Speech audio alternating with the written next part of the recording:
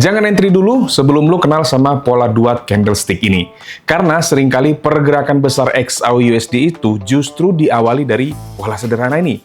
Yang lebih menarik lagi, pola ini justru sering muncul pas market lagi sideways dan gak banyak orang entry di situ. Padahal ini bisa jadi peluang yang paling menarik.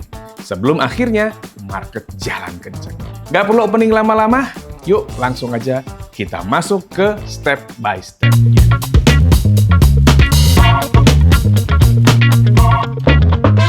Langkah pertama, buka chart XAUUSD, gunakan time frame M15. Dan langkah kedua, fokus mengamati chart antara pukul 5.30 sampai 8 waktu Indonesia Barat.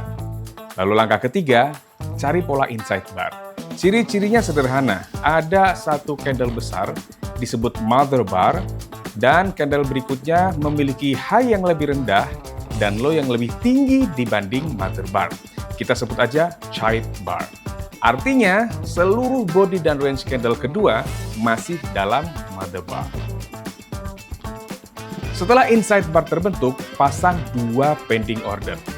Buy stop beberapa pip di atas high mother bar, sell stop beberapa pip di bawah low child bar. Kalau salah satu pending order aktif, langsung batalkan pending order yang satunya. Jadi kita cukup ngikutin arah breakout yang dipilih market. Untuk penempatan stop loss, kalau buy stop aktif, stop loss diletakkan di bawah low child bar. Kalau sell stop aktif, stop loss diletakkan di atas high mother bar. Jadi, kalau misalnya harga turun dan sell stop aktif, SL juga harus langsung aktif di atas high candle mother bar. Untuk TP-nya bisa dengan risk-reward ratio 1:1 atau 1:2. Nah, sebelum lanjut ada satu hal yang jauh lebih penting, yaitu position sizing atau menentukan ukuran lot. Karena percuma setup bagus tapi salah menentukan lot. Sekali kena stop loss, modal langsung jebol. Misalnya, modal kamu $1.000. Kamu punya aturan maksimal risiko 1% setiap transaksi. Berarti, kalau transaksi ini gagal, kamu cuma siap rugi $10. Nah, misalkan jarak antara harga entry dan stop loss adalah 250 pips, atau sekitar $250 per lot. Apakah lot yang dipakai langsung satu lot? Belum tentu. Justru lotnya harus disesuaikan supaya kalau stop loss kena, kerugiannya tetap sekitar $10 doang. Jadi berapa lot? Jawabannya risiko per transaksi dibagi dengan potensi loss. Dalam contoh kasus ini berarti 10 dibagi $250 sama dengan 0,04 lot. Kalau ngitungnya manual terasa ribet, tenang aja. Di aplikasi QuickPro sudah ada fitur kalkulator posisi. Kamu tinggal masukin saldo akun, tentukan berapa persen risiko yang kamu inginkan, lalu masukkan jarak stop loss. Nanti QuickPro akan menghitung ukuran lot yang sesuai secara otomatis. Jadi kamu nggak perlu asal tebak lot setiap kali mau entry. Trader profesional biasanya menentukan risikonya dulu, baru menentukan ukuran lot, bukan sebaliknya. Kita mulai dari contoh kasus pertama. Mulai setengah 6 pagi, pantau pergerakan sampai pukul 8 waktu Indonesia Barat. Dalam perjalanan waktu ternyata muncul inside bar. Buy stop bisa dipasang di atas high mother candle, sell stop bisa dipasang di bawah low child candle. Sell stop tereksekusi. SL bisa dipasang di atas high mother candle. TP-nya menyesuaikan dengan risk-reward ratio 1:1 atau 1:2. Kita lanjutin ke contoh kasus yang kedua. Mulai setengah 6 pagi, pantau pergerakan sampai pukul 8 waktu Indonesia Barat. Dalam perjalanan waktu ternyata muncul inside bar. Nah, kalau kasusnya mother candle-nya bearish kayak gini, buy stop bisa dipasang di atas high child candle. Sell stop-nya bisa dipasang di bawah low mother candle. Sell stop tereksekusi. SL bisa dipasang di atas high child candle. TP-nya bisa menyesuaikan dengan risk-reward ratio 1:1 atau 1:2. Oke, lanjut ke contoh kasus yang ketiga. Mulai setengah 6 pagi, pantau pergerakan sampai pukul 8 waktu Indonesia Barat. Nah, dalam perjalanan waktunya, ternyata muncul inside bar. Buy stop bisa dipasang di atas high child candle dan sell stopnya bisa dipasang di bawah low mother candle. Buy stop tereksekusi, SL bisa dipasang di bawah low mother candle. TP-nya menyesuaikan dengan risk reward ratio 1:1 atau 1:2. Kita lanjutkan ke contoh kasus yang keempat. Yuk kita mulai lagi dari jam 5:30 pagi dan kita pantau pergerakannya nggak usah lama-lama, cukup sampai pukul 8 waktu Indonesia Barat. Dalam perjalanan waktunya ternyata muncul lagi tuh inside bar. Dan kalau gini kasusnya, buy stop bisa dipasang di atas high mother candle, sell stopnya bisa dipasang di bawah low child candle. Buy stopnya tereksekusi. SL-nya bisa dipasang di bawah low child candle dan TP-nya bisa menyesuaikan dengan risk reward ratio 1:1 atau 1:2. Kita lanjutin ke contoh kasus yang kelima. Kita mulai lagi seperti biasa pagi-pagi. Mulai dari jam 5:30 pagi, kita pantau pergerakan cukup sampai pukul 8 waktu Indonesia Barat. Nah, dalam perjalanan waktunya ternyata muncul lagi inside bar.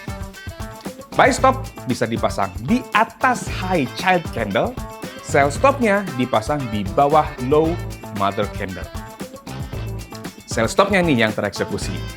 SL-nya bisa dipasang di atas high child candle dan TP-nya menyesuaikan dengan risk reward ratio 1:1 atau 1:2.